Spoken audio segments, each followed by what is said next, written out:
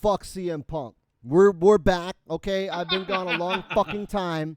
All right, I had to get surgery, and we're gonna come back right on whatever. Fuck CM Punk, and this is Play Fighting episode of SoCal. I imagine fucking Ryan Stone. Talk to the people because fuck CM Punk. Tell them what's going on. Oh my God. Well, by the way, congratulations. I'm finally glad that your Botox surgery is taking and you're finally out on the mend. Listen, it took a few weeks. I need to. But you got now you have this fucking Cro-Magnon forehead from all the Botox they just injected in you to make you look 37. It's okay. No, you don't understand. That gives me power. See, I ran out of children whose blood within which I bathe. Oh my God. I'm out. Pandemic supply chain issues, really hard to get virgins on demand. So I had to go to technology to keep my youthful good looks. And unfortunately, I look the way I do post-surgery.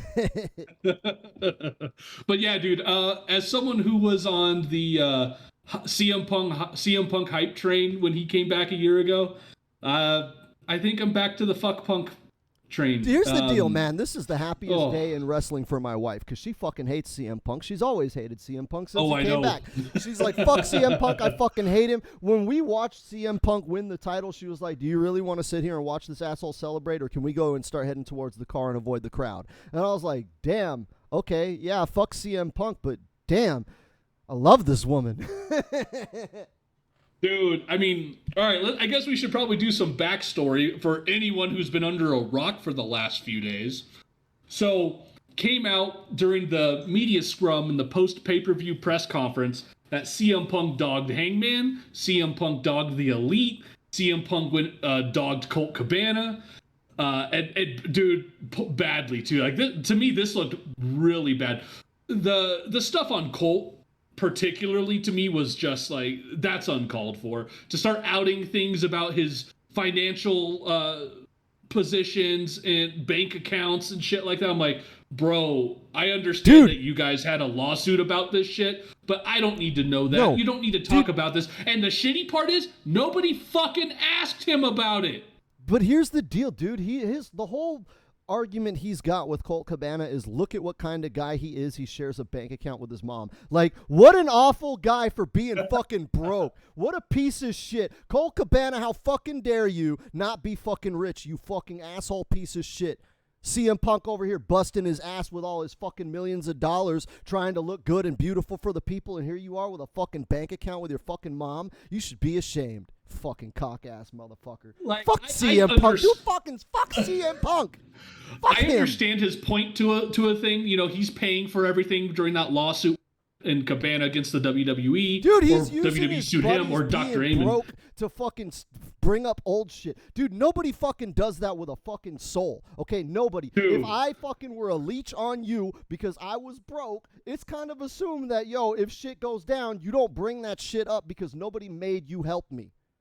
Well, regardless, if that was the reason for him to stop paying for anything regarding that for Cabana, I can understand that going, whoa, wait a minute. You mean to tell me this whole time I'm paying for giving you money? Why aren't you kicking back here too? I get, because I think Cabana was doing pretty well for himself at the time with the podcast and all that. It was hitting pretty big numbers.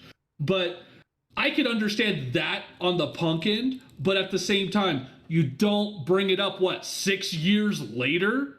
Come the fuck on. The whole fucking crux of his argument against Colt Cabana is the dude is a piece of shit because he's poor. And that really fucking pissed me off. I was like, because I get it, dude. CM Punk, literally, he's the liberal elites. That's his character. He's always been the cocky progressive. And, that was the whole thing. He blurred the line, right? He played the character of the cocky progressive who made everybody mad by being very, very hardcore in his beliefs to the point where it was like, you believe what I believe or fuck you. And that was his character. And his fans, especially, the straight edges and all the fucking communists and shit, they fucking vibe with that. And that's his audience. But let's not dance around it. That's his character. That's who he is, and I always thought that was a Sure. cool fucking character. But like, yo, this is taking it too fucking far. Like I agree. This is like at that level of like fucking the Hollywood fucking idiots when they did the fucking COVID singing the Beatles song, the fucking commie pieces of shit, right? Hey, everybody who has COVID, all you poor people, just stop buying possessions, right? Just imagine all of the people being rich like us, but you're poor. So like, just sing the song instead of trying to do something with your life. And Punk literally had that moment. Yeah. This was Punk's moment. Like, look at Colt Cabana, that stupid piece of shit. Ha ha ha, he's so poor. See, Fuck him. I could get if he was asked about these things. I could get if he's continuously prodded. I could get all of that. He has been, and But you know he's what? It's not. No, but it's no He's at least not justification by to be fucking playing class warfare. No, Okay? it's not. And I find that to be pretty shitty on his part, but it's par for the course. You know, I saw this interview Hornswoggle, and the interview was from years ago. This was after Punk has left, after Hornswoggle had left the company to WWE, and he had said something. The interview asked him if he was still friends with CM Punk, and he goes, "No, I'm not." And he goes, "Well, do you want to elaborate on what happened?" And he's like, "Yeah, sure." And it was basically something like Hornswoggle was telling the story how through Punk he met this musician. He didn't name any names. And he goes, me and the musician hit it off. We were texting, calling each other. He goes, I fucking lost my phone. And I called Punk or texted Punk to get that guy's number again because nobody else I knew had it. But I lost everything. I didn't have This was before, you could back all this shit up. He's like, I just lost it. He goes, I asked Punk for his number and he blew me off going, you're just using me in touch with people. Yeah. Fuck Punk. The dude was legit friends, had conversations, and he's just like, I just don't have his number anymore because I lost every contact and I don't know how to get back in touch with this guy. And Punk blew him off and was just like, dude, you're using me. And I was just like, damn, that's cold. And you've heard a lot of stories throughout the years that Corey Graves says shit about Punk about like, he ain't my friend anymore. That's not the punk rock kid that he portrays himself to be. He's the not. dude, and I've heard a lot of stories. A buddy of mine who he helps out at PWG, but this was years before he did that when he was still just kind of a fan in the stands. I guess he had a championship belt he wanted signed. I want it was. I don't remember all the context of the story. And he saw these guys from PWG, and Punk was in the group, and everybody signed his belt. And then Punk was like, no, I'm not signing shit. Rocky Romero was like, Punk, sign the fucking belt. And so Punk reluctantly did. But my friend tells the story, I'm just like, God damn, he sounds kind of like a dick. And again, dude, this is not news. None of this is news. I was kind of hoping Punk's shit attitude was more circumstance of where he was. I was hoping it was a work. I was willing to go, all right, let's give him a second shot. Let's see how he goes. Let's see what happens. And then, maybe a better working environment. Because you've been watching AEW almost as long as I have. And the positivity coming out of the locker room stuff was massive. You weren't hearing that out of WW. You were hearing dissension, people not happy, shit like that. But with AEW, you're thinking, oh shit, everyone's happy. And like I even texted you this, it was a joke. It was meant to poke bad at AEW. People called it All Friends Wrestling because it was nothing but the friends wrestling each other. And it was beautiful. That's exactly what the fuck it was. Well, everybody Why says is that a year bad 1 thing? and 2 is better than right now. Kind of was. I don't really agree with that. I feel like I the do in-ring with certain product things. I think the in-ring product is far better now that everybody is better. Like they just started with a bunch of beginners. Now their beginners are intermediate. Sure. Like Jade Cargill is better in the ring now than she was in year 1. Absolutely. And so I think the in-ring product is better, but I agree, man. Like there's something, dude, we didn't used to hear about this shit. Okay, I think we should give a timeline though. Before we go any further, we should tell people exactly how this went down. Okay, so CM Punk and Hangman had a feud. We went and watched that shit, and it was a dope matchup, but CM Punk still can't do a front flip into a clothesline. It's kind of a weird move to not be able to do because, it's not a complicated move. But, I twisted my ankle doing it once. Yeah, but you're also not a full-time active member of the roster training in a No. ring every day. I'm like, come on, CM Punk, dude. Like, Well, at the time I was training in the ring about 4 times a week, but I still couldn't do over landing on. I did, but I twisted my ankle and fell down. Nothing hurt bad, but yeah, that sucked. right. So, anyways, during this feud, Hangman cuts a promo and he says CM Punk's not the guy you think he is. He's kind of an asshole and everybody hates him, right? And I'm just thinking, like, whatever, dude. It's a wrestling promo. Like, of course Hangman's gonna say some shit. Right? Of course, that's his job to be like, fuck CM Punk. I'm the champ. I'm beating him at the pay-per-view. Right? That's what wrestling is. And all he said was like, CM Punk's not really a nice guy. He's really kind of a dick. And that's, as far as like wrestling promos and going into business for himself, come on. Hangman went into business for himself by saying CM Punk's really a mean person. What is he supposed to say? Oh, the CM Punk you guys love, that great guy? Yeah, he's really a great guy. I probably shouldn't fight him. Well, here's what's funny. I should let him win. Like, if Punk is pissed at Hangman for the shit he said, and yeah, apparently it was because Punk wasn't there, and he said something else about workers' rights. But the problem was, the rumor coming out was that he took that as a shot about Colt Cabana. Whatever. Nobody said Colt Cabana in any of the promos. Could a Hangman have been alluding to it? Possibly. I don't know for sure. But here's the thing. Nobody took it that way, though. Eddie Kingston and MJF said the same shit about Punk. Said the same shit. The guy you guys see isn't the guy we see. They all said it. MJF even said, when is the other shoe going to drop and we're all going to see the real CM Punk? That was all shit said during their feuds. Like, get over it. But that's the kind of shit that makes me think this whole situation's a work. Let's finish this timeline, right? Let's get everybody caught up on the information. So they had a match. Hangman lost the belt. Punk wins the belt. Punk gets hurt.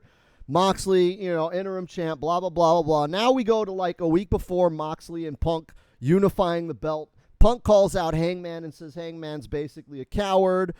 He needs to apologize for what he said. The fans, everybody, my wife only watches Dynamite and Rampage, occasionally Dark, and then, of course, the pay-per-view. So she has no idea. She's like, why is he? I thought their match was over. Yeah, me too. Everybody fucking did. Nobody knew what CM Punk was referencing. But he's like, yo, you need to come out and apologize 10 times Kaioken Super Saiyan mode over what you said because my feelings are hurt and you disrespected me and I'm a fucking legend. Like, fucking, that doesn't work for me, brother. Right? Like, he came out and said, Hangman cut a promo. That doesn't work for me, brother. Get out here and apologize, specifically when Hangman wasn't in the building. Okay, so Hangman doesn't come out. The problem was, it wasn't planned. That. So Punk calls Hangman out for going into business for himself. And he considers what he did right there a receipt. Even though what Hangman he did wasn't right there was go into business for himself and make Hangman look like shit. You just called out a babyface who had no time to react, and because it wasn't planned, couldn't react. He can't come out there and cut a rebuttal because that's not the fucking plan. What he said to Punk was to build a story. What he said about Hangman hurt Hangman's credibility, or attempted to hurt Hangman's credibility with the fans. And I find that to be far worse than anything Hangman ever said during that build. Move, dude. You don't sit there and call someone out and say, hey, why don't you come out here and fight me if you have a problem, when you know goddamn well they're not in the goddamn building. And what the fuck happened? All right, so continuing the timeline, blah, blah, blah, blah, blah. Punk fights Moxley a couple of times. They were actually decent matches, but that's not important. Punk goes and has an after-match interview with the media. It's a media scrum. You can watch it on YouTube, whatever. He basically rips into fucking Colt Cabana for no fucking reason. I guess the interviewer, the media, asked him about Colt Cabana as the first question, and that tilted him? No. What it was is he recognized a member of the media who was friends with Colt Cabana and called him out on it. Hey, aren't you guys buddies or something like that? I forget the exact verbiage. And then when the guy's just like, well, not really or something, that's when Punk lit into Colt. And I'm just like, fucking uncalled for. Completely unfucking called for. Right? He called some guy a fat virgin on TV because he was chanting Colt Cabana. Now, to Punk's credit, fans around the guy were like, well, the dude was just yelling shit all night just to get a reaction. Had nothing to do with sticking up for Cabana. It just had everything to do. getting a reaction out of Punk and other people, because apparently he was doing it to others too. He's just one of those marks that's trying to get themselves over. Exactly. Hello? Did you cut out? Yeah. No, I'm here. Oh, okay.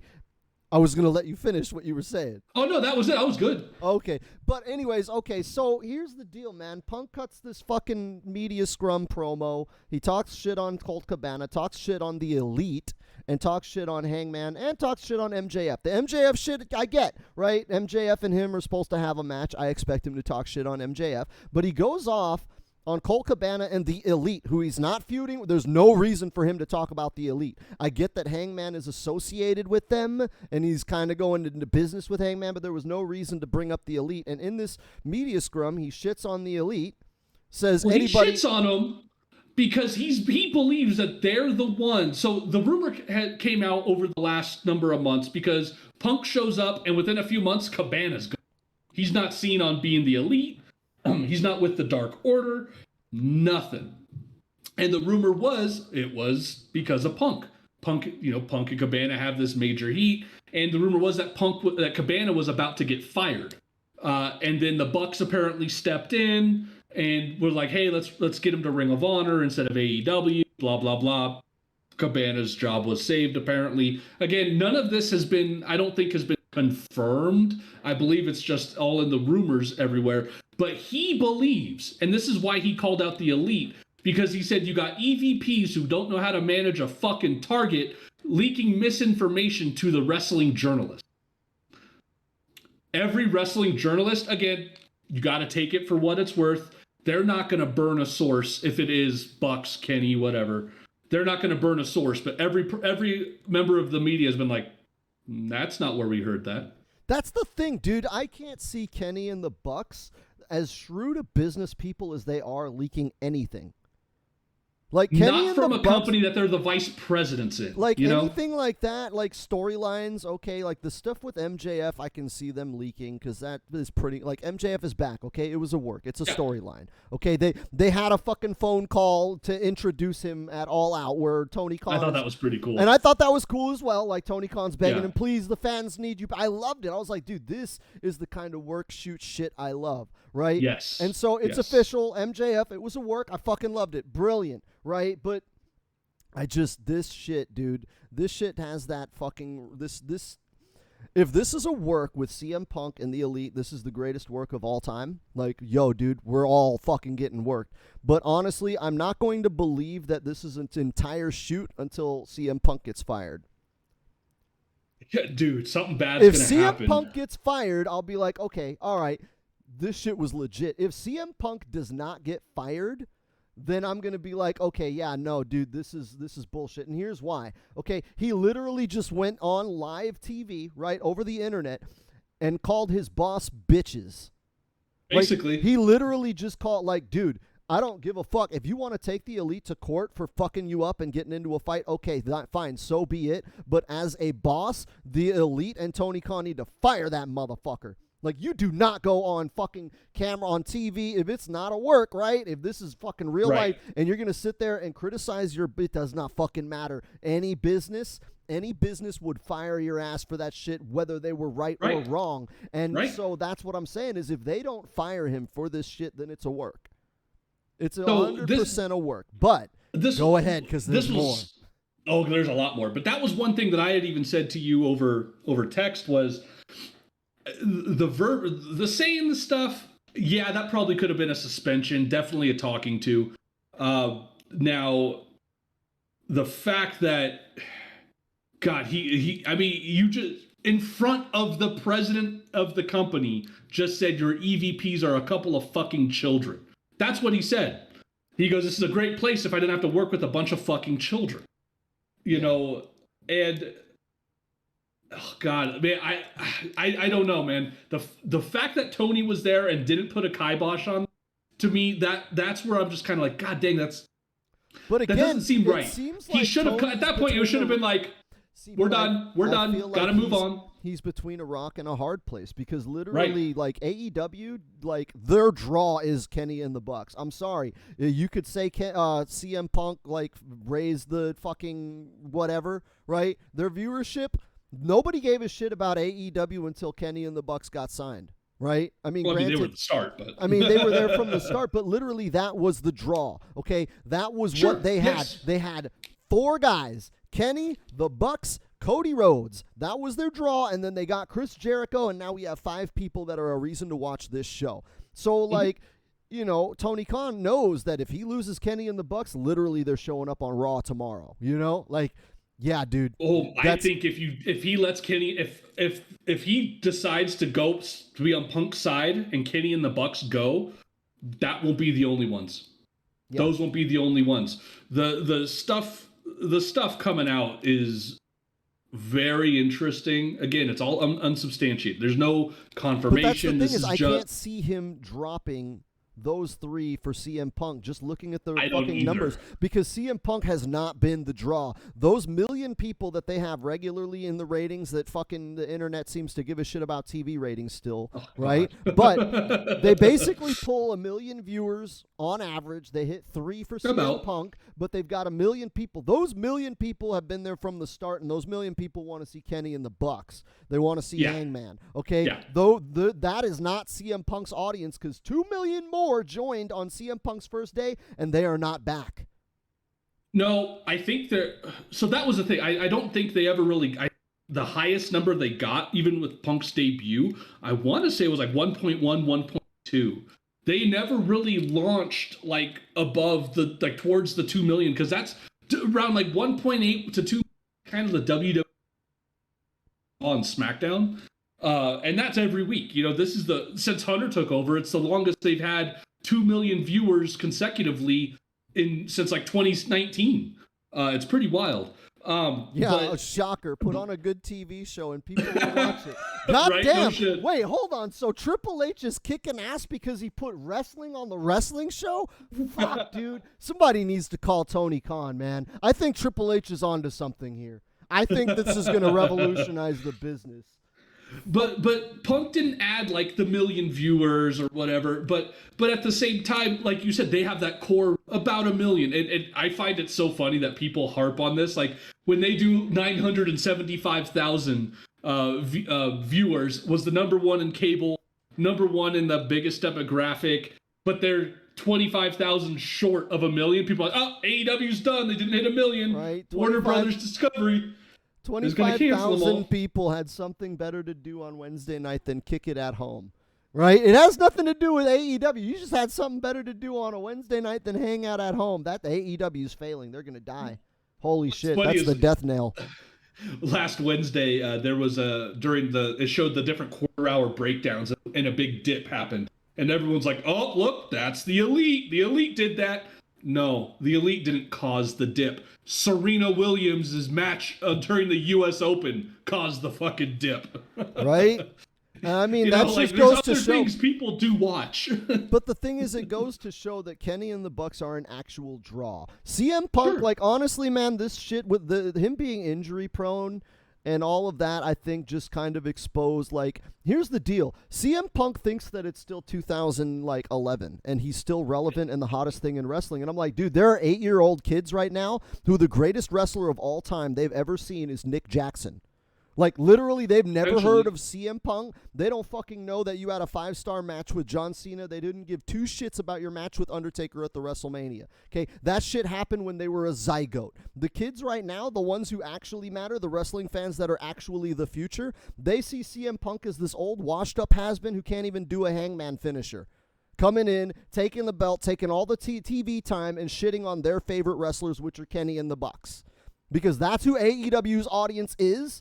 And, like, I know a lot of people like to think that wrestling fans are, like, these old fucking, like, smart, intelligent, fucking cultured class of gentlemen. No, dude, it's mostly marks and kids, okay? So, like, most of the marks and kids that watch AEW watch it because they like Kenny and the Bucks. That's their favorite guy. I want to see Kenny. He does the flips. It's beautiful, right? Nobody fucking watches AEW for CM Punk because the people that did showed up for 2 episodes and then dipped. And CM Punk still thing. thinks that they're there. He thinks that the people watching AEW still are like, oh yeah, I brought these people. I brought them $1 million house. Yeah, you brought them $1 million house once for being a fucking spectacle, dude. If AEW came out and said, yeah, dude, I'm going to put a shotgun to Miro's chest and kill him live on television, I'm pretty sure they're going to pull fucking 5 million viewers that night too. And they're not coming back next week. See, that's the thing, and you know, especially with ratings, dude. There's so many different metrics Ratings and don't even things. fucking matter. Nobody watches Dude, TV anymore, dude. Nobody. That's the exact thing. We consume media in a much different way, and people are talking ratings like it's fucking Monday Night Wars again. Dude, like there was a difference when it was Raw and Nitro on broadcast or on cable television, not broadcast, cable television. There's a difference between cable television now and cable television 30 years ago. Like, fuck, dude. Get it. That's where I go sideways with the whole ratings thing. It's like, okay, yeah, 975,000 people watched that. No, How many people watched it on YouTube? 12 fucking million. I can shut down the ratings argument 100% with one fucking statement. The vast majority of growth in this business will be found in Europe. Everyone knows it. That's why there's an NXT EU. The fucking ratings aren't counted in Europe. How many? I'd like to know. So much of the wrestling audience today is from the EU. Like I would say that dude. a large majority, like a not insubstantial amount of all wrestling fans are in the EU. Like, I'll even shrink it down for you. India. Yeah. Go find WWE's numbers in India. Massive.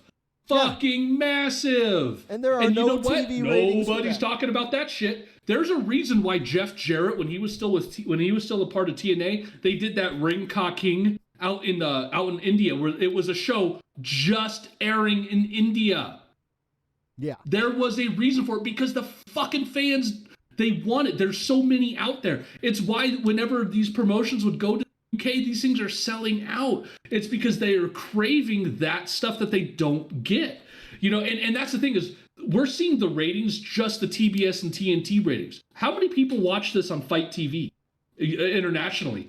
You know, like that's the thing. I think a lot of people really aren't sure. Can that affect the TNT TBS relationship with AEW? Sure. But see, I'll give you that. But I don't think so. When you've got a company who is routinely the top 2 watched shows on television of that night of the week, you really think TNT and TBS are going to be like, yeah, I know you're number 1, number 2 for the last 3 months, year, whatever it is.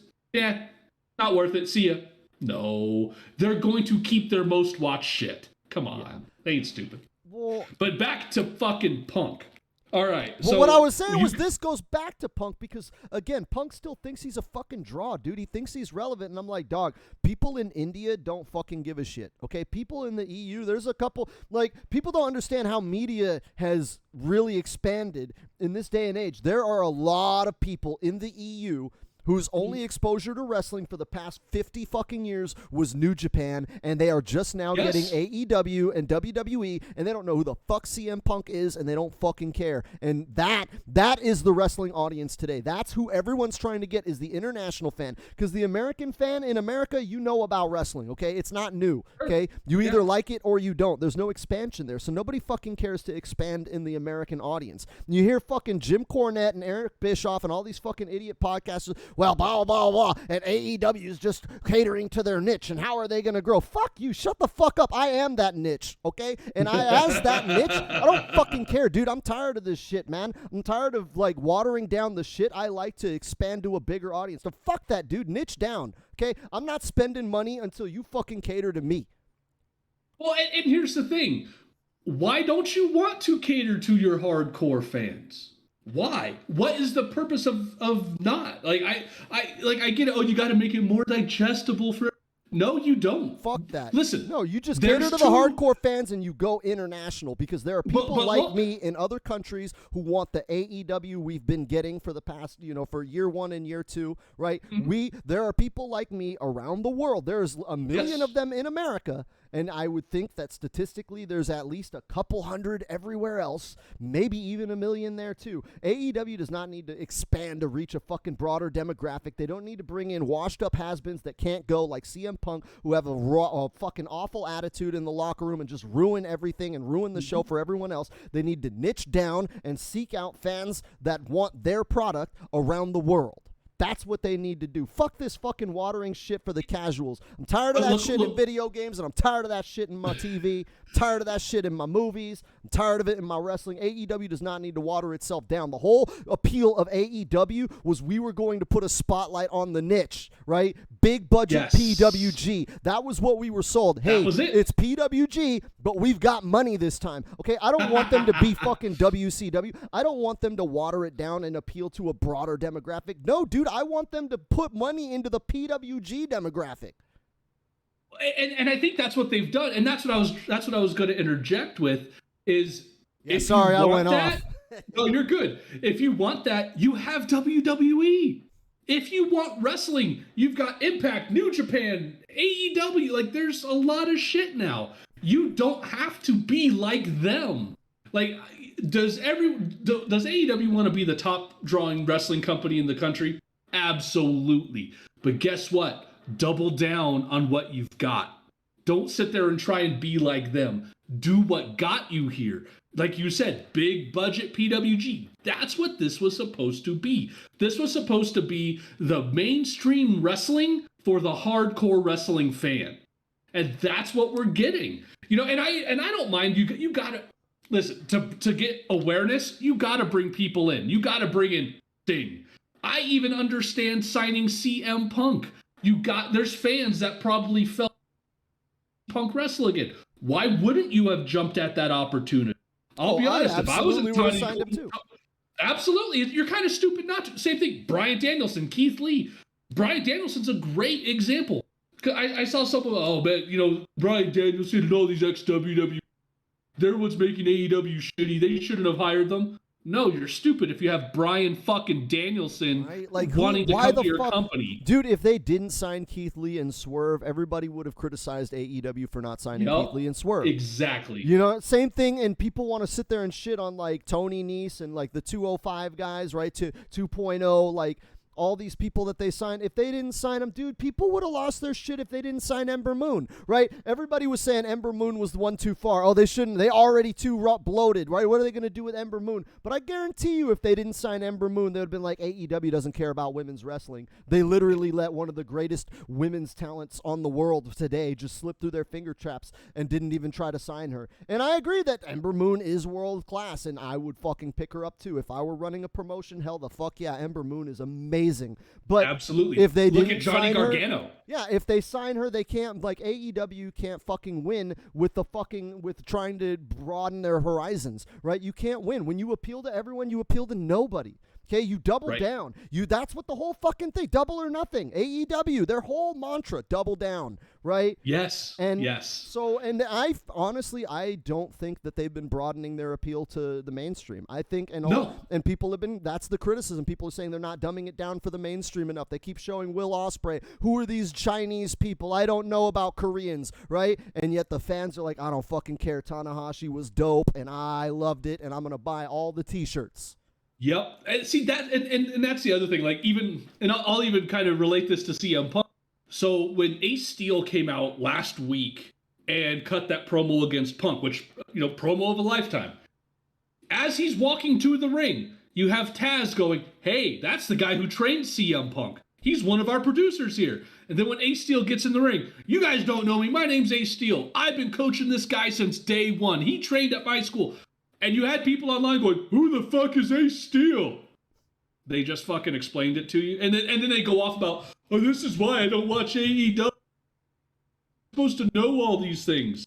No, they fucking told you. You just didn't give a shit to listen. That's what a lot of it is. Dude, a lot of people just watch wrestling as background noise. Let's be honest, we all fucking do it. You're like, I got to do the dishes. Let me throw on WrestleMania 27. Fuck it, right? So, a lot of people, they don't actively watch wrestling.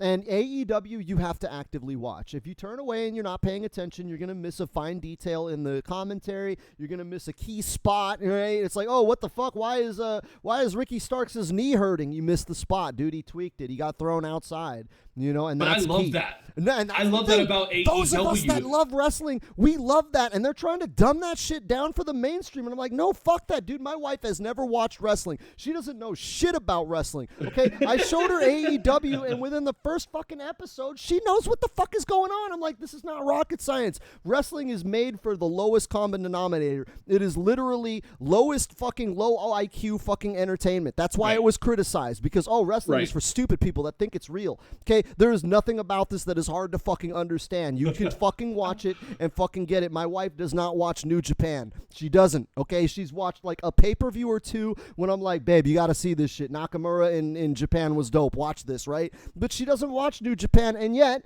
she fucking loves Murder Grandpa, okay? And you know where she saw him? Only in AEW. Only. And she is as casual as they come. Never watched wrestling before she fucking met me. See, and that's the thing I think people really don't understand is what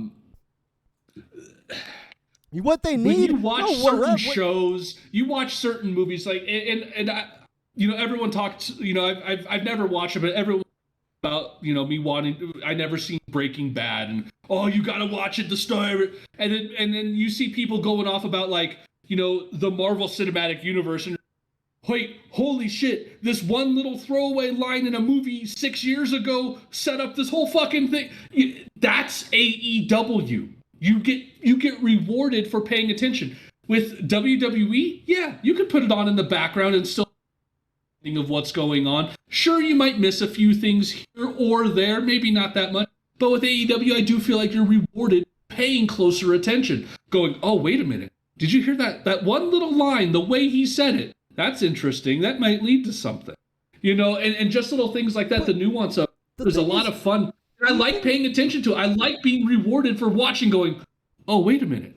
Like the whole Ricky Starks and Hobbs turn. But even the little things you see. It's not even so that, cool. Dude. Wrestling storytelling is very, very simple over a long period of time. Like, what story developments are there? Like, it's taken us fucking 6 months to get to the point of Ricky Starks and Powerhouse Hobbs are no longer friends. Like, if you can't follow a story where it takes 6 months to explain why two people don't like each other, then I'm sorry, maybe wrestling is too smart for you. Maybe it's just over your head because, like I said, my wife, I like to think of her as quite intelligent. She seems like she can follow AEW, having no background in wrestling whatsoever until watching AEW, and she didn't even start with episode 1. But you also got to think about what's been the main product that we've had for the last 20 years. It's been WWE. And what do they do during their broadcasts? They repeat and repeat and repeat. What you saw in the first hour, guess what? You're going to catch a recap of it twice during the rest of the show because they want you to keep understanding. They keep spoon feeding you the information. Everyone was going off on Tony Khan for not setting a main event for All Out until 4 days beforehand, 5 days beforehand. Honestly, man. Okay. What was the problem? You had 15 matches lined up there. And sure, I was even sitting there going, man, we're getting pretty close to the pay-per-view and they're not announcing shit. What's going on here? But again, is that a criticism of them or more a criticism of myself going, WWE would have done it this way. They would have announced this. They would have done this. And the thing is with AEW, I think that's where people get a little too nitpicky is this is how WWE does it. But AEW does it differently. Even Tony Khan, the week of All Out, said, I would have loved to have announced this card sooner, but that were preventing me from doing it. So this was, unfortunately, the hand I was dealt with. But also, one of the things that he said, and this is in the build to the Punk debut, when everyone was asking him, is it Punk? Is it Punk? The one thing he kept pushing is, he goes, I want the fans to trust me. I want to earn that trust to know you're going to get what you want. You're going to get a great show. You're going to get all these things. All you have to do is trust me. But it's not. And I think that's what a lot of people aren't doing is they're not listening back and go. No, they're not looking at the product itself. No, but I'm saying I look at All Out. Look at and all I'm of their like, yeah. pay-per-views. Not even All Out. Look at all. Well, of their I'm just doing All Out just because it was the most recent, and there was a lot more talk about the lack of card build-up until the couple weeks prior, and I'm just sitting there going, well, it wasn't the lack of the build-up. Hello, you cut out. But you cut out. Repeat that. I said the problem wasn't the build-up. It was the fact that the match card wasn't really announced until later on. Which, again, I see the point, but at the same time, go back to what. Trust me. You're going to get what you want. You're going to get great shows. You just got to trust me. And like All Out, I thought was a great pay-per-view. Was it their best one? No, but it was still great. I think it's one of their better ones. I think it's one of the top pay-per-views of the year. I thought it was better than Clash at the Castle, and I watched that the day before, and Clash at the Castle was very good. Clash at the Castle was dope, and I do think that All Out topped it. But what I'm saying is that AEW has never booked pay-per-views the way people traditionally book pay-per-views. And no, AEW, well, I don't want to say traditionally. They don't book pay-per-views the way WWE books pay-per-views. There you go. Okay, they book their pay-per-views the traditional way, in that the pay-per-view is a supercard exhibition to get you hyped for the show. Okay, so WWE books pay-per-views as the payoff. Like, everything ends. The story ends. Major character developments happened at pay-per-views, whereas AEW does that shit on TV, and the pay-per-view is more of a celebration, right? We're just going to give you the best matches with the best talent. They're going to have the longest time. There's no commercials. We're not trying to expand our story. We're not trying to progress things too much. We're just trying to give you the best quality card as a celebration of what AEW is, and we do that 4 times a year. That's how their pay-per-views have always been booked. What story? When's the last time? How many times did the title even change the hands at a pay-per-view? Holy shit. The TNT title is almost never defended on pay-per-view, right? And the world title has changed, what, twice? Ever? Like, the pay-per-views are less about, hey, let's progress our stories, let's have our blow-offs. The blowouts are on Dynamite, because AEW makes, and Tony Khan has said this a million times, they make their money on advertising. They're not making their money off of doors, right? They don't make their money off of the gate. This is not a live fucking show business anymore. It's a TV show business. The pay-per-views are there to give you a big budget spectacle to get you interested in watching the TV where they make their advertiser money. Oh yeah, they make most of their money definitely off of the advertisements. That's why they gave away Punk versus they Moxley for free a week before the pay-per-view, because they don't sell pay-per-views like that. They don't fucking care. They want you to watch Dynamite. They do, and I know they want you to watch the pay-per-views. They want you to buy it. That's they do, but the pay-per-views I feel like are a reward for the fucking fans. Like, you've been watching Dynamite, you've been committed. Here, let's have a super show. You're gonna see all our best, because you look at the card, dude. You don't see fucking. It's hard to get on those cards, man. You don't see fucking Chuck Taylor ever at a pay-per-view, and he's one of their biggest fucking guys, right? We never see Dark Order on those pay-per-views, but I tell you what, they're going to fucking fight tooth and nail to make sure Chris Jericho and Bryan Danielson are on every fucking pay-per-view, because those are their biggest stars. The pay-per-view isn't there to show you the hot up-and-coming talent. It's not there to progress storylines. It's there to say, these are the best guys on our roster, and they're kind of revolving in a feud with each other, so we're going to give you the best. Like, dude, Miro, Sting, and Darby, why the fuck would those guys be on a tag team other than the fact that people want to see Miro, Sting, and Darby, and they're all baby faces? Fuck it. They're fighting House of Black. Yeah, and that was an odd pairing, but, the House of Black kind of worked at it. The fact that they were kind of feuding with all 3 guys, well, Brody with Darby and Sting, but the thing is, nobody complained. Nobody is mad about that. It was fucking great. They're like, dude, any excuse to put Miro and Brody King in a match and have them beat at each other, I don't need an angle for that, and that's what I love about AEW. Everybody, if you love storytelling, okay, that's WWE. AEW is not a storytelling show. They have stories, yeah, but AEW is a wrestling show. Their product is the in-ring product, okay? If you do not like the in-ring, then that's not for you. If you want stories and skits and promos and backstage, that's WWE. AEW tells the story in the ring. Their whole thing is, we don't have an angle. Our show is, here is this guy who is cool. There is this guy who is cool. Put him in the ring, see what happens. There's no angle needed for that. I don't need an angle to get excited to watch Dante Martin versus Daniel Garcia. If you don't get excited for that match, then you are not who AEW is catering to. Go watch WWE, watch Impact, watch New Japan, watch MLW, watch GCW. There's literally fucking hundreds of promotions you can watch. But AEW, that's what PWG was. PWG doesn't have fucking angles. They're just like, it's El Generico and Kevin Steen. And yeah, maybe over the course of them having 10 matches, yeah, there's an angle brewing from that. But they're very old school booking. Here is the card. The spectacle is the people, the two wrestlers showing down, right? There's no story needed. It's what would happen if Hangman fought, whoever, Eddie Kingston. There's no story needed, and if you need a story for that, then AEW is just not the show for you. I'm sorry. I do like that about AEW, that you're going to get matches, just going to be good matches. That, like you said, big budget PWG. That's exactly what PWG is. Do they have storylines? Yeah, here and there. It is rare for a PWG to have storylines. It's mostly just matches. The thing is, the stories that's evolved. Cool. That's why it was so good, is that the stories evolved from the matches. It's like, oh, you know what? The Young Bucks fought fucking, I don't know, Roderick Strong and his mama. And in that match, his mama got her knee tweaked. And then the next match, they referenced that Roderick Strong's mama got her knee tweaked. And now we have an angle. And that's how wrestling is supposed to be booked, man. Look at Swerve and Our Glory and the Acclaimed. So you saw the match on All Out. And that was a very cold match, in my opinion. There wasn't much hype behind it. It was, hey, they're the team to challenge for the tag title.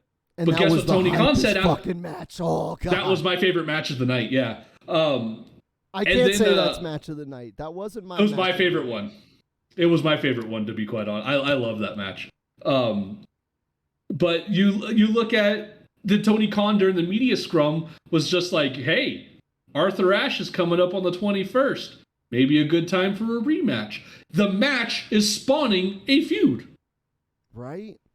And the fact that the crowd got so hyped behind it, like, dude, that's what I like. It's not your wife said this about my wife, so for it. It's hey, we had a match, you lost, now we're pissed, let's fight again. And that makes it seem more real to me. Like, these guys are supposed to be athletes, competitors, martial artists that are trying to win and beat each other. What other storyline do you need other than I want to beat you so that way I get a shot at the belt? Like, they don't need an angle for that. I don't think you need an angle. And you know what? I'm right. Because you want to know why I'm right? Because WWE is kicking ass. And guess what? Why they're kicking ass? Because they started booking like PWG, which is literally what NXT was. NXT was, hey, we're going to do a big budget. They're more like Ring of Honor, right? But Ring of Honor is the same shit as PWG. Ring of Honor just had more angles. Yeah.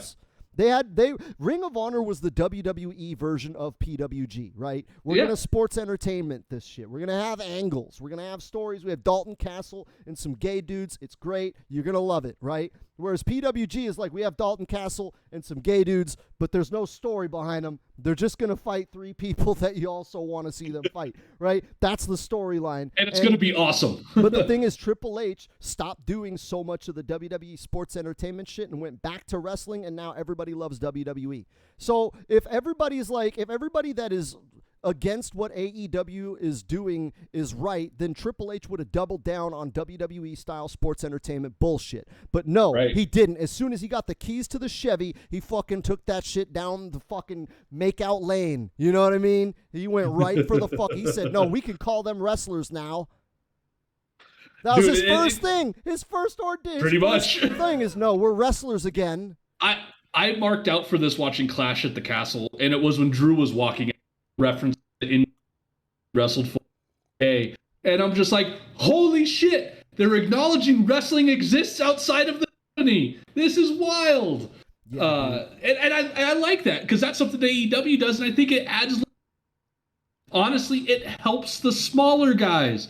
I don't know how many of those companies are actually still in operation that Drew wrestled for, but when you've got, when you've got like Excalibur talking about PWG, Beyond Wrestling, the different indies that someone's going to listen to that and go, Beyond what now? What's this? Right? Oh, I'm going to search Beyond Wrestling. Dude, I like this shit. How dope is it as a wrestling fan to sit there and you fall in love with Drew McIntyre? He's your favorite fucking dude, and then you find out that the indie down the street from your house used to book him. And that if you go Right? now and watch that indie, you could find the next Drew McIntyre before he becomes famous. That's the beautiful thing about wrestling. And wrestling was literally the first cinematic universe, right? They did that shit Absolutely. before Marvel. They did that shit in the fucking 60s when they founded the NWA or whatever, right? It was the first cinematic universe. And, like, yeah, man, WWE acknowledging that and going harder into wrestling, the wrestling aspect of this industry, and it just, to me, it vindicates and validates like everything that I've held dear, was that, no, dude, the way to the mainstream, right, is to fucking give people the wrestling product, to let people, watch wrestling and fall in love with wrestling as an art. And I think that this is a topic I was going to touch on a minute ago. The problem with the business right now, with all of these fucking marks and fucking idiots, is that wrestling fans are still embarrassed to be wrestling fans. And that's the sad thing, right? We need to get the wrestling out of our wrestling show so that non-wrestling fans will like our wrestling show. And then we won't be weirdos anymore.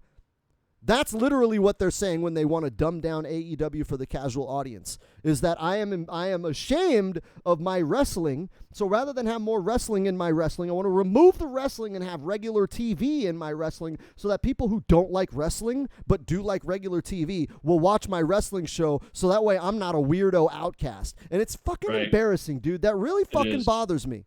Okay? Fuck that, dude. I don't care about the mainstream, okay? Who fucking cares? Dude, the mainstream, nobody fucking dumbed down the Attitude Era. Nope. We didn't. That was wrestling. The mainstream was just like, dude, and Stone Cold, yeah, man, okay, he wasn't a technical marvel during the height of the Attitude Era. It was just brawling in the audience. But that's still an in-ring product. Yes. Like, Stone Cold didn't do a lot in the ring, but he still did it in the ring. You know, that's the thing. That's right. WWE got two. It's not WWE though. It's wrestling fans, dude. They're still. Too. But that was the thing. You know, when you and I were kids and we wore wrestling shirts, we were fucking like, yeah, we fucking love wrestling. No, we would just get into fights. People would be like, you guys like wrestling? That shit's fake. You guys are lame. And then we would just fight them. We're just like, oh, yeah, well, let me fucking fake wrestling your ass. You know, and you guys don't know me and Ryan Stone. If we weren't fighting each other, we were fighting someone else. I think the only time we weren't fighting someone else was when we were fighting each other. But we didn't fucking care because real wrestling fans don't fucking give a shit, right? And that's who AEW caters to, and that's who they've always catered to. Tony Khan is like, I don't get embarrassed of watching wrestling. I'm a fucking billionaire. I'll watch what I want.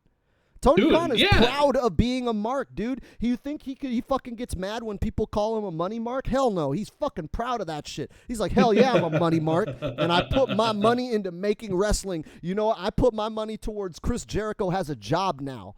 You know, and I fucking, dude, people that shit on Tony Khan for being a money mark. And I'm like, God damn it, this is what the industry needed. All this time, everybody was like, man, if only a billionaire rivaling Vince McMahon could show up. Well, then now we fucking got it. And you know what? We got a billionaire who likes the shit I like. He likes PWG. He likes New Japan. He says his favorite shit from the 90s was ECW. Like, this is, if I had $1 billion, this is the company I would have made. Only I don't have to do it now. Someone already fucking did it, and I fucking love it, and I just want to watch AEW and mark out and be a fucking blind fanboy. I don't care. Talk shit. Dude, this is the dream company I would have made if I had $1 billion. Absolutely. I agree with you. That's why I've always said it's kind of rekindled my fandom of wrestling. Even to AEW and WWE, I feel like it's rekindled, especially, like, I've been watching some SmackDown since Mania, but I'll be honest, it's been better these last few weeks since Hunter's taken over back in August or into July, you know, and I'm just like, man, dude, didn't Hunter What's book that? a 15-minute match on the first Raw that he, like, Tommaso Ciampa versus Bobby Lashley or some shit? I want to say something and it's like that. Damn, yeah. Hunter booked a 15 minutes in the ring, not even counting the intros. And it's like, yeah, dude, they went 15 minutes. I'm like, fuck, how many commercial breaks did that fucking match have? You know, but like, yeah, dude, he put wrestling on the wrestling show. And again, I'm not against promos and angles and shit. I love that shit. When Mick Foley fucking invented Mr. Sacco, that people, we nostalgia for that. Okay, I love it. Sure. I love the angles. I love sports entertainment, right? My favorite wrestler of all time is Chris Jericho, who literally runs a gang that's about sports entertainment. Which I think is hilarious. But it's funny because Chris Jericho was one of the, like, growing up, if you guys are new to wrestling, you don't understand. Chris Jericho was the anti-sports entertainment guy, right? Growing up, he was the work rate guy. He was the Bryan Danielson, like, fuck that. I don't want to watch sports entertainment. I want to see Chris Jericho throw down and show us his technical expertise. And yet now, here we are, 30 years later, and Chris Jericho's the sports entertainment guy. He's fucking brilliant, dude. He's the fucking GOAT. Yeah. CM Punk wishes he could be Chris Jericho. Absolutely. One thing we haven't talked about regarding CM Punk yet is what happened after the media scrum. Yeah. So I actually just got an alert through Fightful that what happened was, so Punk leaves, goes to the back after saying all that shit about Cabana, the EVPs, goes to the back, and the Bucks are pounding on his door. They wouldn't let him in. Somebody had said, the Bucks kicked the door in. I don't know. Don't know. Again, this is all nothing has been confirmed or anything like that. And then the Bucks were heated. Kenny wasn't as heated as Bucks, but eventually got to that point. That the altercation was very long. People are saying like 5 to 6 minutes before it actually got pulled apart.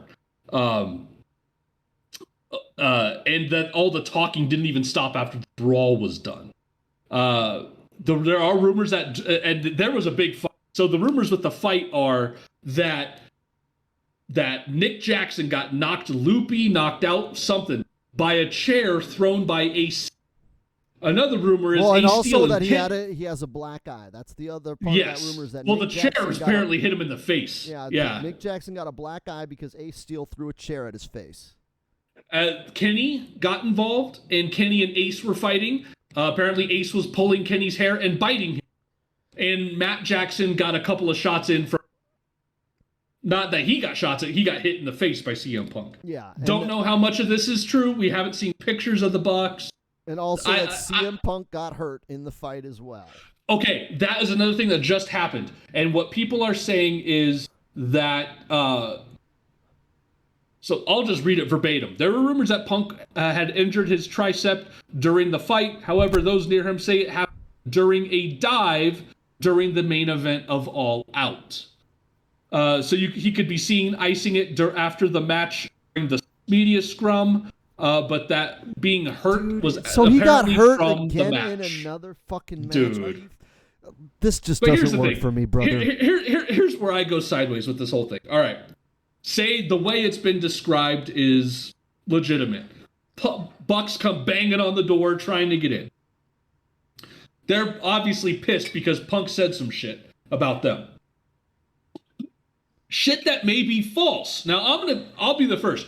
There's nothing that sets me off quicker than someone accusing me of something I didn't. Nothing sets me off quicker. Yeah. And if they didn't do it, I wouldn't be surprised if they're in his locker room calling him out for it. Like, we Here's didn't the say deal, shit. dude. Punk got no ground to stand on because he said, if you got a problem, come see me. And that's where people are like, I've been reading a lot of people's. There's a lot of people on Punk's side, and they're going, well, the problem is the Bucks and Kenny, they shouldn't have gone to his locker room. They started the fight. They didn't go there as EV. They're the vice presidents. They went there as business owners to protect their fucking business with some dude who's trying to put them out of business on fucking live TV. Right? And that's the way I look at it. I was like, dude, if somebody said that shit about me and false, one, if I'm the vice president of the company, you bet your ass I'm waiting for him in his locker room. Right? You bet your ass. Technically, aren't they kind of his boss? Hey, who knows? I don't know how that structure works.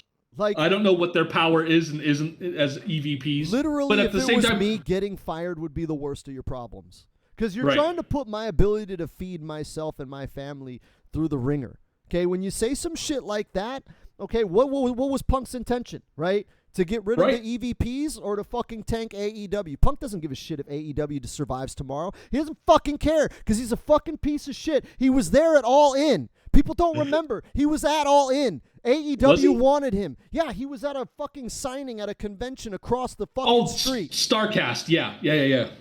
All In was in Chicago, man. Like, he was there. They wanted him. Day one, he could have been at the first fucking pay-per-view instead of Jon Moxley. I guarantee you Tony Khan begged his ass to come. He didn't show up until AEW was already pulling 1 million viewers a week. Here's the thing, he's though. He's a cock-ass piece of shit. He doesn't build anything. He just takes for himself. And if there's anyone who is saying like, oh, it's because the Bucks wanted him in AEW.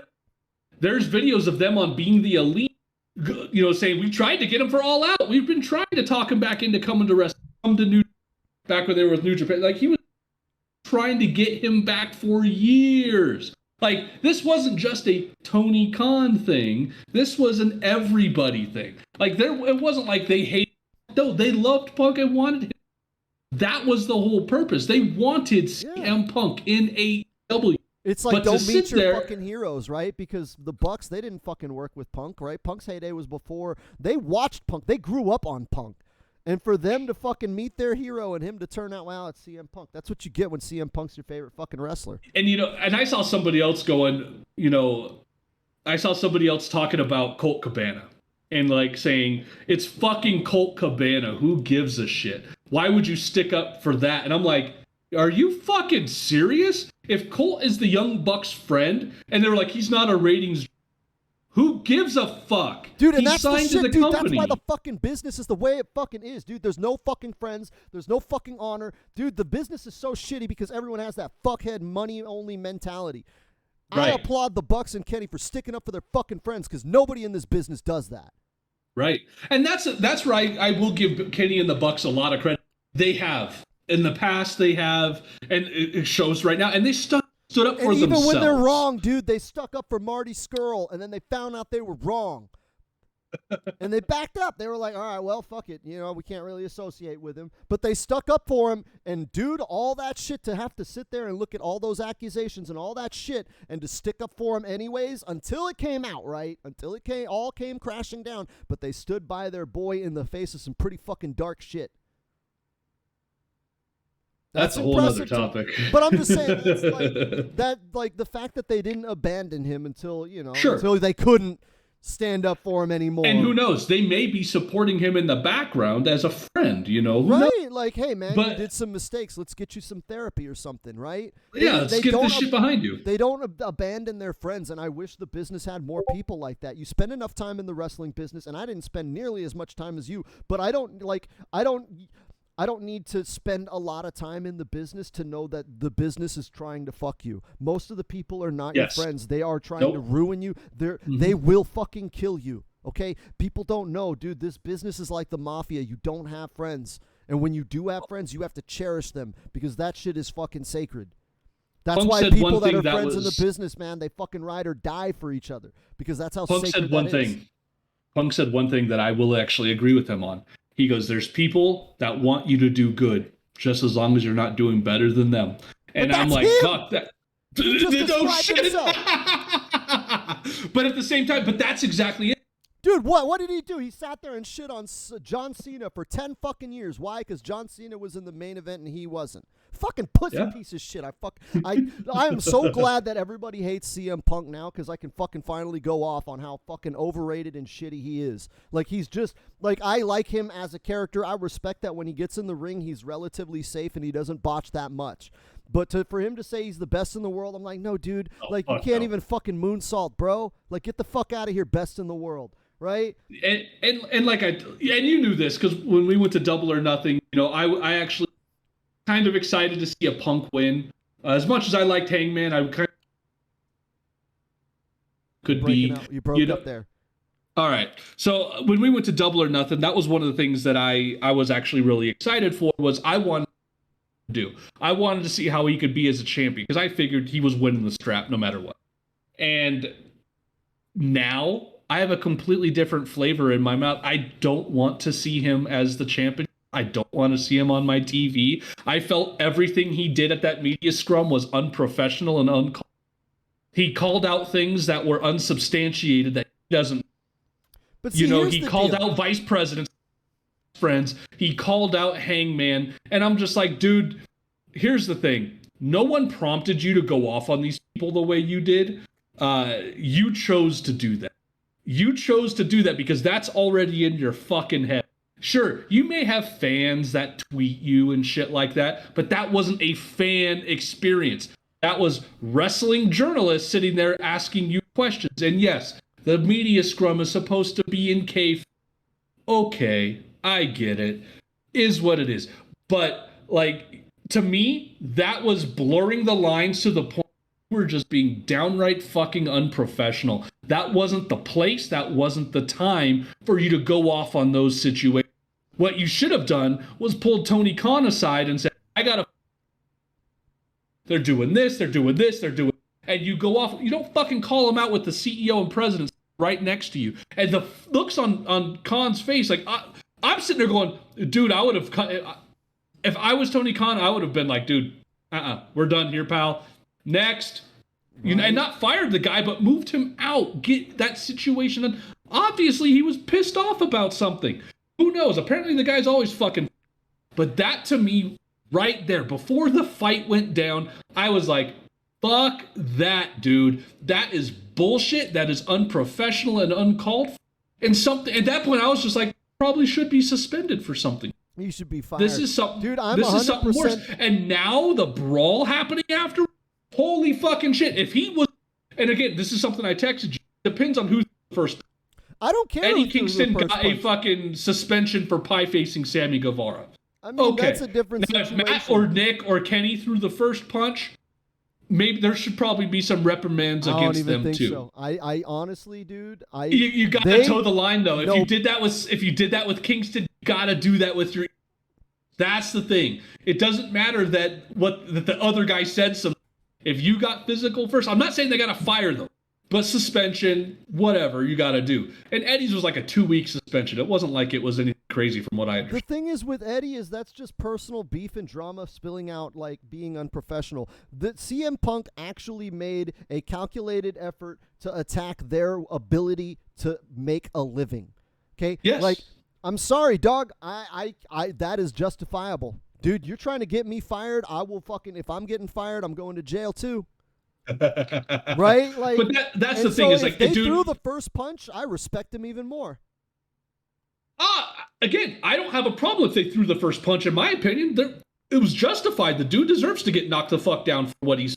I find it, like I said, it was unjustified, unprofessional. Like he's not going to get consequences. That's CM Punk's MO the whole time. He's one of those pussy fucking, like, he's just a condescending piece of shit who is allowed to run his mouth because he knows that we live in civilized society and I'm not allowed to fucking kick your ass. And that's the thing. That's why I'm like, no, dude, don't touch Kenny in the Bucks because CM Punk, assholes like him don't stop until you use violence. They will poke at you. Yes. They will run their mouth. They know because they know that as soon as you swing on them, they've won. Right. Because now you're the animal. You're the brute. You resorted to violence. And it's like, fuck that. If I'm going to be the fucking brute, you're not going to run your mouth ever again. Okay? If I have to take those kind of extreme measures to shut your mouth, they're going to wire it shut, sir. I agree with you. I have no problem if Kenny and the Bucks, mostly the Bucks, I think from what I'm reading, sounds like they were the most heat. I have no problem if they threw the first. But as someone who runs the company, they absolutely a reprimand against them. A week, maybe 2 weeks. I don't know. I'm not saying it needs, a firing. Now, Ace Steel throwing a fucking chair, fired. You're done. Get the fuck out. Don't call me ever again. You're fucking done. Like that's 100%. I'm done with that bullshit. And if Punk tries to stand up for that shit, like, because there's another rumor that Punk would be pissed if something happened to Ace Steel. Fuck him. Then you're a fucking hypocrite. You're not a fucking I don't give a shit if that's your best friend. Don't give a shit. He threw a fucking chair. Right. He's going to get mad at them for attacking Ace Steel when he's literally doing that shit about Colt Cabana. Right. Oh, they're backing up their friends? How dare they? What awful people. Shut the fuck up, CM Punk, you worthless fucking trash. Now, I'll say this. I saw this Twitter. It was a guy who, he says he's a lawyer. But he goes, here's the thing. He goes, most likely, if this ever did get brought up to a matter, and people are saying that there were police called, but Fightful has said that he checked with the Hoffman. There was Hoffman Estates Police. That's the city that the now arena is in. That there were no police presence there or any police reports from that night. But this guy said, all right, listen, the Bucks coming in and pounding on the doors, possibly kicking in, coming in threatening, that is assault. Assault isn't a physical altercation. Assault That's is bad. attempted battery. Assault is I Assault, tried to hit you, whether I did no, or didn't. it could even be as bad as like intimidation, threatening words, Assault is when they things don't like that. touch you. Well, but there has Yes. to be So- a present threat of violence for it to A count as potential assault. Yeah, it threat has to of be- violence. Yes. Violence has Yes. to be a potential for it to be assault. When I touch you, it is Yes. battery. Battery, right? And so the Bucks coming in the threatening matter could be a case of assault. A judge may count it as a walk, out where Punk threw punches. That's battery. Okay, there we go. Now he said between Punk and Matt Jackson, that situation's probably a wash. A judge probably would.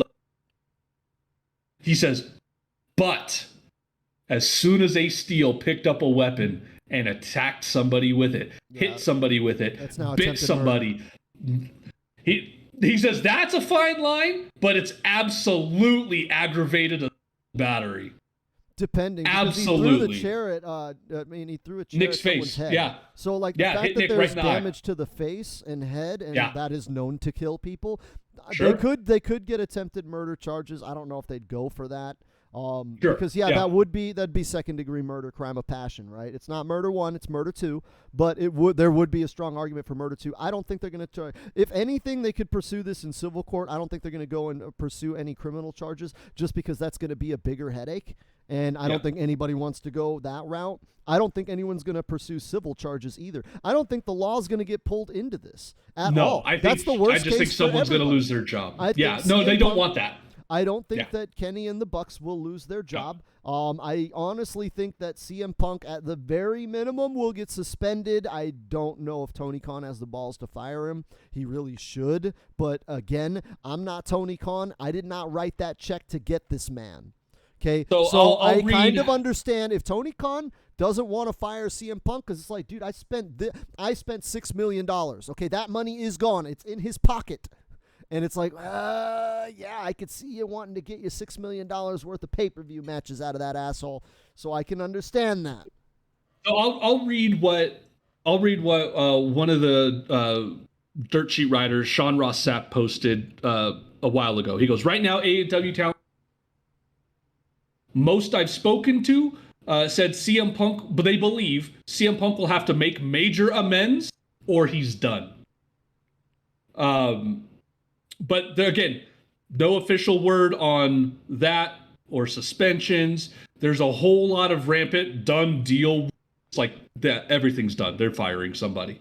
But AEW's not talking. Tony Khan's not talking. Bucks aren't talking. Omega, Ace Steel, they're not talking. It's just a lot of conjecture and expectations at them. This is why I think it's a work, dude. Until Tony Khan comes out and says, yo, man, some shit went down. It depends on Dynamite, all right? If Dynamite happens and, like, they actually acknowledge everything, it's a work, all right? If Dynamite happens and it opens up with Tony Khan saying, yeah, dude, CM Punk is fired, we're not talking about it, and then that's it, done, that's when I'm going to believe that this is a shoot. So I do believe, like, I remember we were at Double or Nothing when all of this MJF shit, and everyone's going, oh, it's a work. Quit, he's on a plane, blah blah blah, he's type shit. And there was so much stuff going around, like, holy shit, he's really done. There was shit going, not just to work, no, the plane ticket thing was all bullshit, and there were dirt sheet writers coming out going, no, I've seen screenshots of the plane ticket, I've seen pictures of the plane ticket, it was legitimate. And there's a lot of things. Now, that was a whole big blurred lines thing. But this is a lot different. I believe, like, where, the things that came out about MJF kind of wanting to be renewed, wanting to have more money because he came in at a very low offer. Because who was MJF in 2019? Not who he is today. That's for damn sure. So he wanted a restructured contract, not just sign an extension. He wanted a restructured contract with pay comparable to what his spot was on the roster. That came out. I'm willing to bet that is a legitimate shoot. But what I'm willing to bet was when all that shit got leaked, they were like, fuck, we could probably turn this into something pretty cool. And they did. Now this, I don't believe what happened at the press conference was a work. I don't believe the fight was a work. But I do believe, because Tony Khan has even said it, and I do believe it too. When you can't tell the shoot versus a work, that's where money is made. Yeah. And if they can make amends and we can get a Punk versus Elite feud out of this, and you could build off of that true heat, just like Eddie Kingston and CM Punk. I don't know if they really like each other. Their promos made it sound like, and that's what made it. But if they can make amends and make this work, hey, I'm all for it. I'm still going to be on the fuck CM Punk train. But as long as he's able to make amends, I also do think both parties had a little bit of doing in there. If I was the Bucks, I don't know if I would have come in screaming. I might have tried to start calmly. But how do you know that they came in screaming? What if they just rolled up? And CM Punk is such a bitch, dude. How do you know he wasn't hiding behind that door, egging them on? Right? How do you know he wasn't sitting behind that door? Fuck you guys. You guys are bitches. I ain't opening this door. Fuck you. You know? Like, how do you know he wasn't doing that? And we would believe it if it came out that he was doing that. Nobody would bat an eye. Nobody would say, oh yeah, that didn't happen. No, people would be like, no, we fucking believe it. Totally CM Punk was talking shit behind that door like the pussy he is. But I could also believe the Bucks coming in, trying to kick down the fucking door because they're so pissed over what he said. You know, and that's the thing is, if in the Bucks play, you know, in hindsight's always going to be, you know, and I say this is probably how I would have tried to do it, but who knows? There's times I have a really bad temper and I go off and it may change that, you know? But, you know, in my opinion, we need to talk. You need to talk and we need to talk to you. There needs to be things hashed out here. And depending on how that situation went, that's how things could arise. But again, I don't know if they came in pounding on the door trying to kick that motherfucker down. Yeah, probably not the best way for an EVP to act. You know, because again, they have titles. If this was just Eddie Kingston doing it, I wouldn't think twice. They're executive vice presidents with the company. There's different expectations that you have for these people. The thing is, this is not a publicly traded company.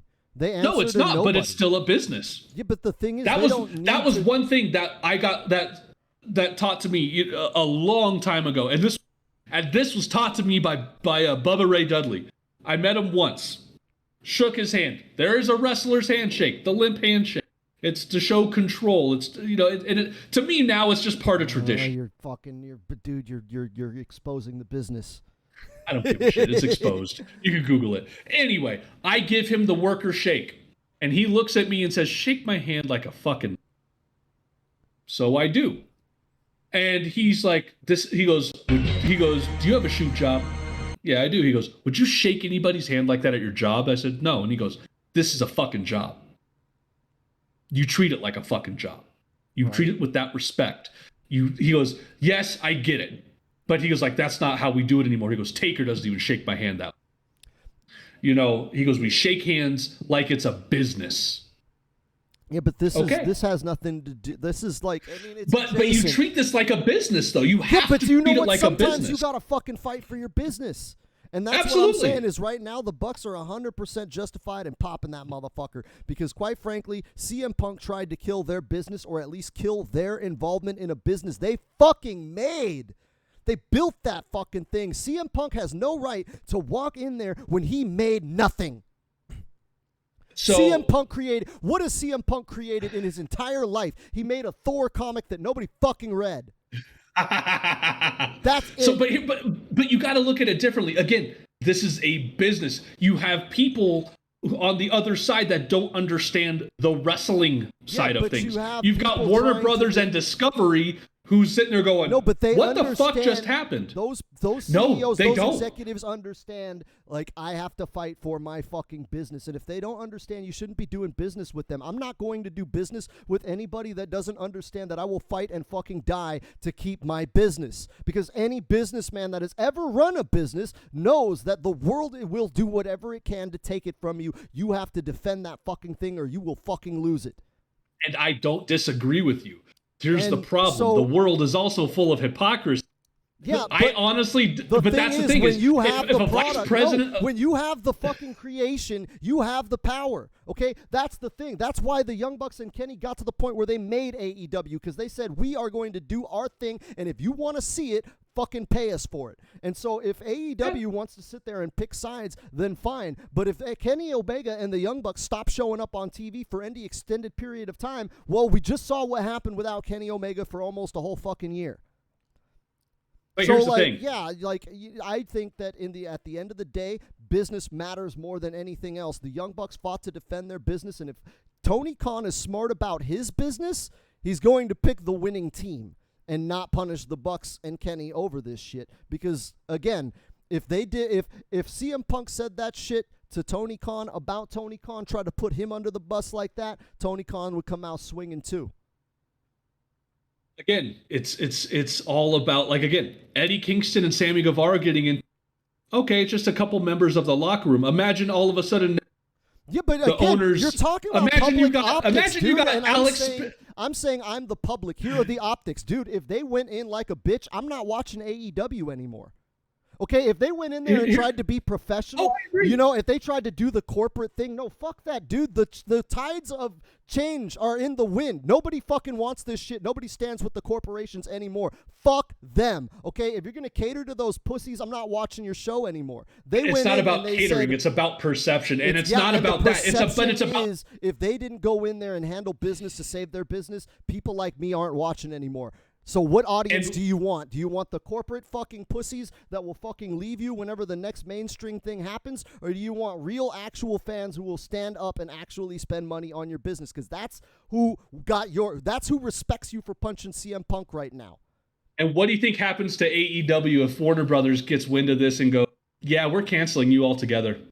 The same fucking thing that Warner Brothers is trying to do right now, dude. The Warner Discovery merger is getting everybody fucking taken off the air. AEW is under they're under a fucking sniper rifle right now as it is. But here's the deal. Worst case scenario, they lose Warner Discovery, and now they don't have the respect of the fans that got them Warner Discovery in the first place. And that's what they need to be thinking about, okay? No, what if this whole altercation causes something with Warner and Discovery? What if Warner and Discovery are like fire all members of who were involved? All of them have to go. Fuck them. People like me who fucking the fans that got AEW built in the first place. Those fans followed Kenny and the Bucks to AEW. Wherever they go, we are following them there. Okay, I would too. Absolutely. If Warner says you got to fire Kenny and the Bucks, well then AEW just dies. It dies with Kenny and the Bucks. And I agree. Honestly, dude, like I said, I am more 100% on board. I respect them so much more that they didn't fucking kowtow. They didn't say, oh, well, we could lose sponsors. Fuck that, dude. Their business was on the line. Their livelihood was on the line, and they fought tooth and nail to fucking save that shit. And if they get kicked off of Warner Brothers for that, then God damn it, I'm going to fucking pay double to watch their shit wherever the fuck they go, right? The fans will support them. But don't be a bitch. Don't be a bitch. That's it. It's just tough. If I got into a fight with a vice president of a company I work, guess what? I'm expected to get fired. If the I expect the vice president to get fired or something bad to happen to them. That's the hard part. Again, it's not about what we think. I do agree with. I think the Bucks should have gone in there. The Bucks should have been headstrong. The Bucks should have been screaming and yelling because that's some bullshit. Like you said, this dude is out there fucking up their money. Dude, the fact that this guy gets into a fight, like literally your boss is chewing you out for being a piece of shit and you have the nerve to fucking fight them. I don't care if they swing first. I don't even think that they swung first because I don't think they did either. Remember, Vince McMahon had the exact same situation. And what did he do? He got fucking socked by Bret Hart. Yeah. So I'm saying that CM Punk is enough of a cock ass. He thinks he's some kind of MMA fighter, and he really isn't. Okay, he thinks honestly, he's Bret fucking Hart. It doesn't matter if CM Punk swung first or not. The fact that he swung at all. That's what I'm saying. If the Bucks went in there and swung first, fuck him, fire him. Okay, but he swung back. Yeah. And if CM Punk swung first, then good on the Bucks for defending themselves. Absolutely. Absolutely. Because he threw a fucking chair on him. There's people bleeding. People are fucked up. If the Bucks defending themselves, fuck it. But I'm just saying that the fact that CM Punk had the nerves to put his hands on them at all, they are your boss. You do not touch them. Oh, he should be, They are walking into your fucking locker room specifically to say, tell me why I don't fire you right now. And his response is, let's fight? Fuck CM Punk. Piece of shit. I really want to know, and I don't think we'll ever get the full story. I'm going to be honest. I don't think we ever will. or at least I don't think we'll ever get an unbiased story. I mean, regardless of who you believe, hell, there's always going to be a bias.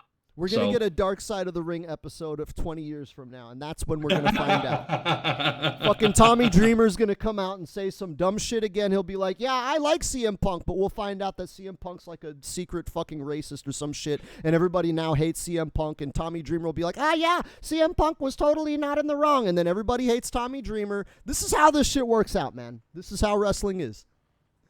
But honestly, I think out of this whole thing, I'm going to be honest, I don't think Punk's going to be gone. I don't think the Bucks and Kenny will be gone. I only think Ace Steel will be gone. I think 4 of them will, 4 out of the 5 will face Ace Steel, being the 5th, will receive a termination. I think that the other 4 will receive some sort of suspension. I believe that the heat for making amends is all going to be on, because I believe he's the one that caused the rift. And I believe if he chooses not to, he will be.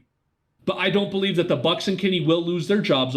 The only ones I could think that could cause this problem would be if Warner Brothers, if this becomes a bigger issue than it is, brothers, if they catch wind and they get involved, that's no good for everybody. You don't want that. And again, dude, like you said, with that merger, everyone's under care. The microscope. Even well, still, when though, you say it's my executive vice presidents. No, but here's the deal, dude. Warner Brothers cares about 2 fucking things: how big the dollar sign is and how often I get it. And as long as AEW's pulling in money, then they're not going to do shit. If he says that the EVPs are core, dude, how much bullshit did Vince McMahon do and the USA Network sucked his dick for 40 fucking years? Oh, yeah. Okay, I mean, like, people are like, oh, man, the Bucks are going to get fired from Warner Brothers because they punched CM Punk. Dude, like, this is how much of a pussy the world is. Dude, do you think Warner Brothers gives 2 fucks what happens in their locker room? They don't give a shit. They give a shit about 2 things: how much money I'm going to get and when am I going to get it next. And if anything is going to compromise those 2 things, that's when we have a problem. And I don't think sponsors are going to pull out because of this. Sponsors aren't going to give a shit, dude. Nike doesn't give 2 fucks whether or not somebody got their nose broken backstage at a wrestling show.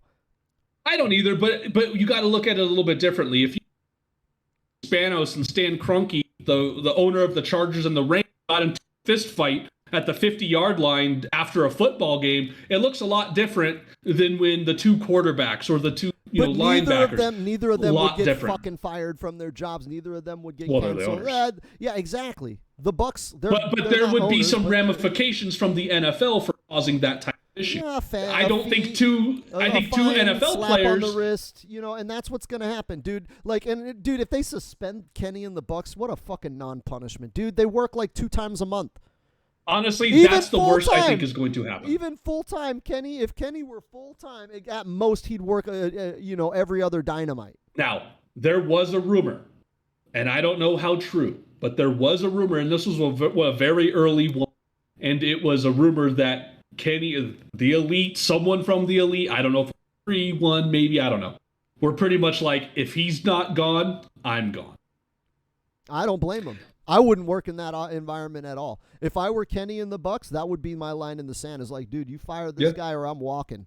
Because fuck that, dude. I wouldn't work in that. You gotta fucking trust your life in these people's hands. That's what a lot of marks don't get. Is like, dude, when CM Punk goes to suplex me, if he accidentally slips, I die. Right. I'm not getting in the ring with a guy I don't like. Taking a suplex is how I hurt my back and what eventually caused me to stop wrestling. Yeah, and it's taking a suplex because the guy didn't understand when to go down with me. People don't get that. Like, wrestling it's not acting, dude. It's not like Brad Pitt having a problem with Angelina Jolie and they're having marital disputes on the set. It's like, dude, it's Brad Pitt and Angelina Jolie having a dispute on set, and if somebody accidentally sneezes, one of them dies. Right? You know what I mean? Right? Like, that's the wrestling industry. And so, yeah, dude, if I were any of those guys, like, no, dude. Like, that's why I'm saying if this turns into an angle, if this turns into a program, then it's a work. It's 100% a work because there's no level of being a professional that can overcome this. The last time there was a work shoot on this level was Matt Hardy, Edge, Lita, Love Triangle. And even then, that shit was resolved months after before they made it into an angle. Like, they had already resolved that shit in real life months ago before they took that shit to TV. Because if they took that shit to TV while it was happening, I'm pretty sure somebody would have gone into business. Yeah, I mean there was still heat between them, but yeah, they had. But it was already it was at the point where nobody was gonna go. They weren't gonna kill each other over it. No, but that's a real right problem. now they did it Wednesday night. Oh fuck, it's not a good idea. But honestly, I hope they turn it into a work, take a negative turn positive. But I'm gonna be honest, man. If CM Punk left, I wouldn't be mad at it. If they had to take the title off of him and crown a new fucking champion. Dude, honestly, another fucking tournament. Good God. As a closing thought, I actually hope that all of this finally shuts up CM Punk's fans because they're just the most obnoxious people. And like now with all of this, if CM Punk leaves, can we finally fucking shut the fuck up with the CM Punk chants every 15 fucking minutes? Oh God. Can we finally be like, dude, you got what you wanted. He came back. He's a bigger piece of shit. And we had to get rid of him again. Can we now just leave him in the past where he fucking belongs? If this is a shoot. If this is a work, dude, I take back everything. CM Punk is brilliant, and this is like the greatest work of all time. Dude, I'm serious. I'll eat every fucking word I've said. CM Punk, if this is all a work, then he worked me, man, and I love it, and this is what the wrestling business is all about, and I'll take away every negative thing. I will apologize, CM Punk. You actually do know mixed martial arts. Yeah, man, and you're really good at kicking, and you're great and amazing, but only if this is an actual work. If this is a shoot, then CM Punk, dude, who the fuck taught you how to roundhouse kick? Oh, that's right, no one did because you clearly don't know how to do it. The motherfucker gets on his tiptoes doing a roundhouse kick. I know wrestling's fake, but bro, that's the first thing they teach you in karate school. You sit there, I trained for a year to fight in the MMA. No, you didn't, dog, because you wouldn't be on your tiptoes throwing a roundhouse kick. I'm sorry, dude. They teach you that day one. Unless you learn some weird kung fu martial arts that I don't know, but I've learned Muay Thai, I've learned fucking kung fu, I've learned karate. I have fucking learned wrestling. So I've gone through the same training an MMA fighter would go through. And in all of my training, they don't tell you to kick from your fucking tippy toes. All right. I have one last question for you. One last question in regards to ramifications of this. If the Bucks and Kenny lose their EVP titles, what do you think about that?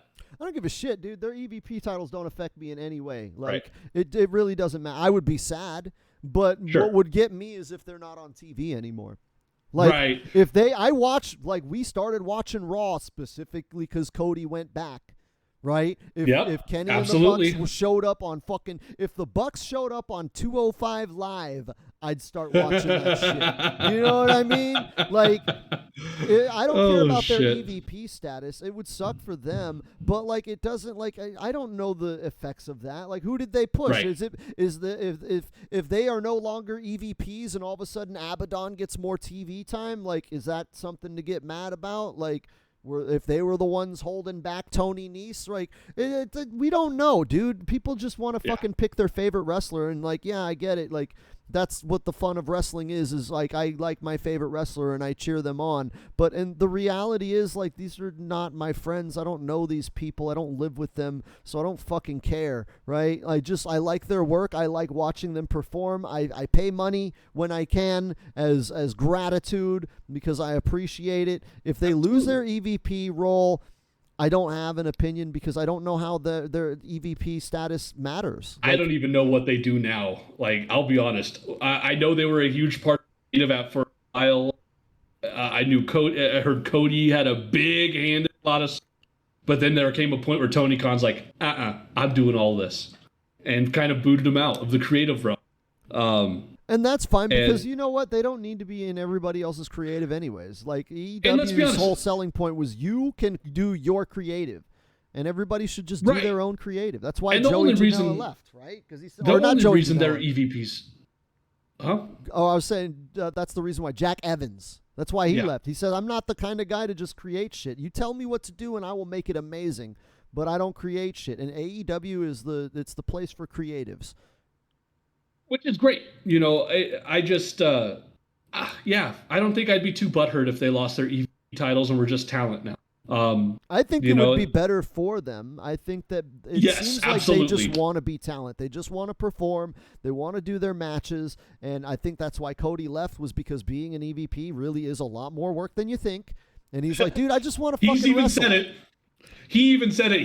He did the Stone Cold podcast, and he asked, and Austin goes, I wasn't ready. Wasn't the right time. And, he made references to Dusty being the booker at the times and things like that. And he's just Dusty was almost never a booker and a talent. When he was a booker, he usually wasn't a talent. When he was a talent, he usually wasn't booking. But he was. There was a point where Dusty was the champ when he was booking the territory. And they brought it up on that Stone podcast, and then Cody said something. That was one point. For most of his career, he didn't do that shit because of the heat he got for it. Well, what's funny was Cody's just like, because Austin brought that up about being the booker and being the champ, and then Cody said, who was more over? Right. Who was the most over guy in the territory at that moment? It was Dusty. And he goes, and even then he goes, Dusty didn't put the title on himself. It was a committee thing, but yes, Dusty was the booker. But he's just like, yeah, but who else was over? As over. And again, the NWA, they don't do title switches like fucking one person decides, right? Like back then it was a committee. But either way, what a fucking episode to come back on. Fuck CM Punk. If you fucking like CM Punk, then like, comment, and subscribe for more CM Punk content. It's glad to be back. I'm sorry I was gone for so long. For everybody that's missed us and the show, all like fucking 8 of you that watch this shit. Sorry, guys, but health comes first. Absolutely. And that was one of the things I kept telling you, Badger, when you were going through all this stuff. Health comes first. We'll get back to it when we can. Hey, here we are at the end of what was a fucking, very noteworthy week. And I'll say this as my last comment. MJF actually returned at All Out, and no one's talking about it, and that makes me sad. Yeah, I saw that. Yeah, he had like a mask or something. He was like in a luchador mask. I know Roosh and Phoenix were in there, so it was he was part of some sort of lucha libre excursion at All Out. Yeah, it was pretty interesting. I never really thought of MJF as a Mexican. But I think he took to the culture very well. He didn't do any flips, but from what I gather, it was a strong performance, and he came out on top against all the luchadors. So good for him. New champion of Mexico. Just like FTR, the Pinnacle can't be stopped, man. Pinnacle can't be stopped. That should be their gimmick, is that they're just the best luchadors in history. Bunch of fucking white guys are the greatest luchadors ever. They've been calling themselves that. They call themselves the greatest luchadors. It's hilarious. I fucking love FTR. They're awesome. Like, comment, and subscribe. I'm SoCal Honey Badger. Fucking, I don't know. I don't really tweet because Twitter's a joke. But if you find me there, you can, I guess, follow me. Hey, you can find me at Ryan Stone SD. I've been quiet a little bit while Badger was out. But hey, I'll get back. We're going to start recording and pumping these things out. Right. Yeah. Comment, subscribe. Let us know what you think. Hey, if you have a different take than us, post it in the comments. I'd love to talk about it. Unless you like CM Punk, we really don't want to hear your shit. I don't need the engagement, right? I already have a monetized channel. You don't need to comment if you like CM Punk. That's fine. I would like to hear your side. I may disagree with you, but I like to hear your side. Thanks for listening, guys. We'll catch you later. Later, everybody.